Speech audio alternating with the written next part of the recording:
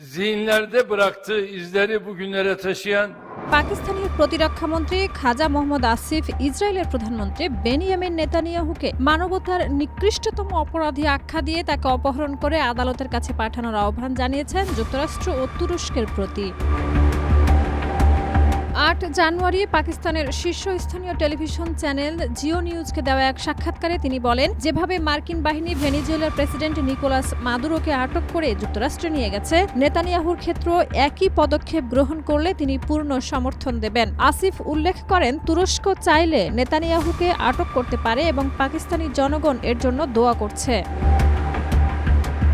তিনি আন্তর্জাতিক ফৌজদারি আদালতের আইসিসির গ্রেপ্তারি পরোয়ানার বিষয়টিকে যুক্তি হিসেবে দেখান। ২০২৪ সালের নভেম্বরে আইসিসি গাজায় যুদ্ধ অপরাধের অভিযোগে নেতানিয়াহু এবং সাবেক প্রতিরক্ষামন্ত্রী ইয়োভ গ্যালান্টের বিরুদ্ধে গ্রেপ্তারি পরোয়ানা জারি করেছিল।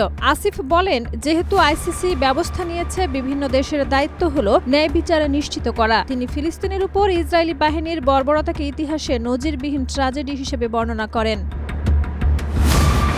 সাক্ষাৎকারে আসিফ নেতানিয়াহুকে বর্তমান বিশ্বের সবচেয়ে বড় অপরাধী হিসেবে চিহ্নিত করে বলেন, তার সমর্থকরাও শাস্তির আওতায় আসা উচিত। এই মন্তব্যের পর অনুষ্ঠানে বিরতি দেওয়া হয় এবং মন্ত্রী আলোচনায় আর থাকেননি।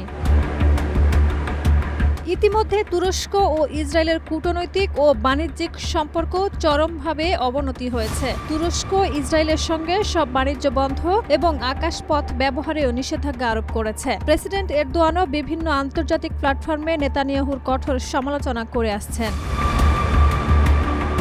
গত ৩ জানুয়ারি মাদুরোকে মার্কিন বাহিনী আটক করার ঘটনায় নতুন বিতর্ক সৃষ্টি হয়। সেই নজিরে পাকিস্তানের প্রতিরক্ষামন্ত্রী নেতানিয়াহুর অপহরণ বৈধ করার প্রস্তাব দেন, যা ইসরায়েল পাকিস্তানের উত্তেজনা বাড়িয়েছে এবং আন্তর্জাতিক জল্পনা সৃষ্টি করেছে। শাহিদা রুবি, মাই টিভি।